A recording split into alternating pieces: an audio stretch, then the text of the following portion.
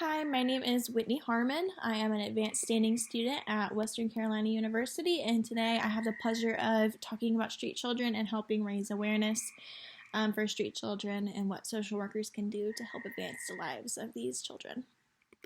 So to start, I wanted to offer a definition of street children. So this is from our textbook this semester called International Social Work, Issue Strategies and Programs.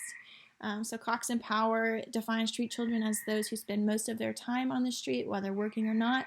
They have strenuous ties or no ties at all with their families, and they have developed specific survival strategies. I would also like to note that this is a generic definition because some children might not fit into these categories. So there are three different subcategories of street children. So displaced children, so children who live and work on the street with their family. Homeless children, children who both work and live on the street. So these children either live by themselves or among other street children. And then working children, children who work on the street to earn money for their families. So it is difficult to determine the number of children and adolescents who live on the street, but it is estimated that there are more than 1,000 million street children worldwide. And typically, street children are males between the ages of 13 and 14, and girls in the street are often referred to as prostitutes and not street children. So this slide offers just some insight into why children move to the streets. This is not all of the causes, but just highlights a few that I have found in my research. So abandonment, abuse, neglect, unjust living conditions, poverty, family conflict, or being orphaned. This slide offers an insight into a couple of the jobs that street children hold. This does not list all of them, but is only a mere example of a few. So factory workers, so they make bricks, fireworks, clothing, and rugs.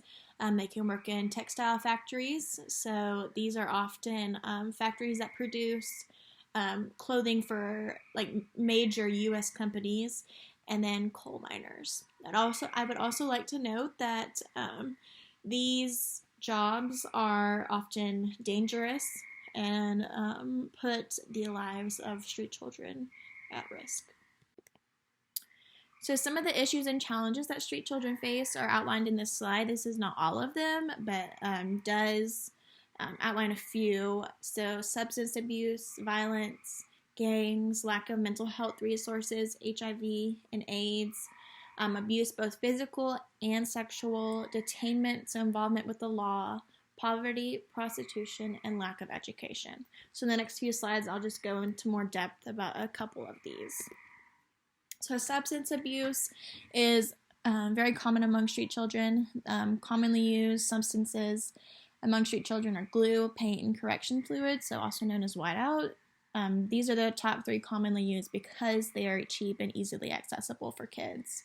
And the other two that are commonly used are tobacco and marijuana. It is often found that street children use substances because of peer influence, so the desire to fit in among other street children, and then a means to escape the reality of their harsh lives. So mental health among street children is a very, very prevalent issue. And street children have increased feelings of hopelessness, depression, lack of self-worth, and they have a higher incidence of self-harm and suicide. Street children are often detained simply for living on the streets. They can be charged with simple offenses such as loitering and petty theft. They make up a large portion of the children who enter the criminal justice system, and then they are frequently placed in correction institutions, also known as prisons, that are often referred to as schools by the media. So lack of education among street children is due to their long work schedules and the many hours that they have to work in order to help provide for their families and provide for themselves.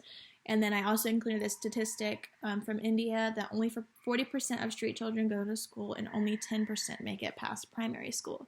So this just gives a little bit of insight into how big of an issue this is. Yeah. So some evidence-based interventions will be talked about in the next slide. The two evidence-based interventions that I found through my research were the primary and secondary prevention. So primary prevention is aided at children who live in absolute poverty but have not yet moved to the streets. The goal is to reduce the likelihood of the child moving to the streets by improving conditions at home and increasing the family's income. So helping them overcome these barriers that influence them to move to the streets.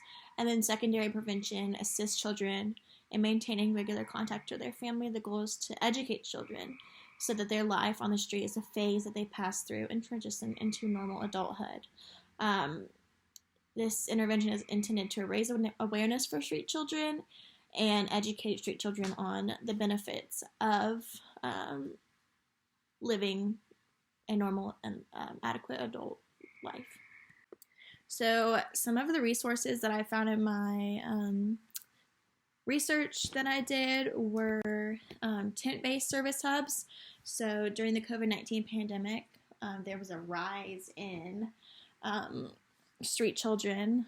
And so the United Nations International Child's Emergency Fund created a program that provided 12 hubs across Bangladesh. And through these hubs, children had access to nutritious meals, shelters, showers, counseling services provided by social workers, play, and then and we saw that these hubs were very beneficial for these children. And then also drop-in centers. So drop-in centers are one of the most frequently used interventions. These centers provide non-formal education, free lunches, recreational activities, mental health services, medical services, and resources for shelters. So some of the gaps in the resources are the stigmatization of street children, so how the media and other policy providers and just society in general view street children. There were lack of representation in the media and policy, lack of social workers to provide resources for street children, and then the lack of financial resources. So now we're going to talk about practice, program, and policy for social workers. So the Transformative Act for Children in the Decade of Action. This is just one of the policies that I found while doing my research. And then, so the areas of focus include poverty reduction, social protection, prevention of family separation, protection from violence and exploitation, child labor, equal access to justice, and quality and inclusive education, and in making cities safer for children. So the Conventions on the Right of the Child, this is another one that I found, and this offers insight into protecting children without parental care.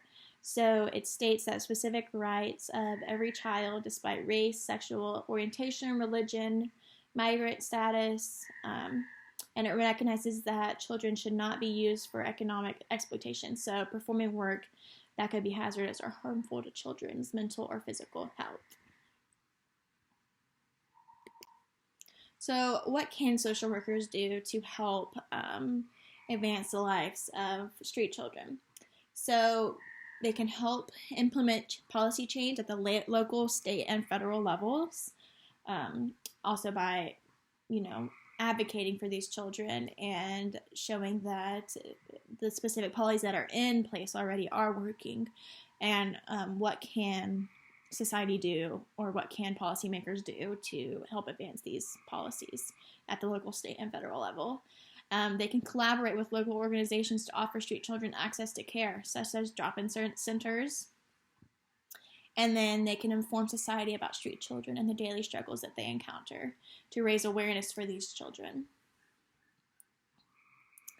So I hope that this presentation was beneficial for you in understanding more about street children and what social workers can do to advance their lives. Thank you.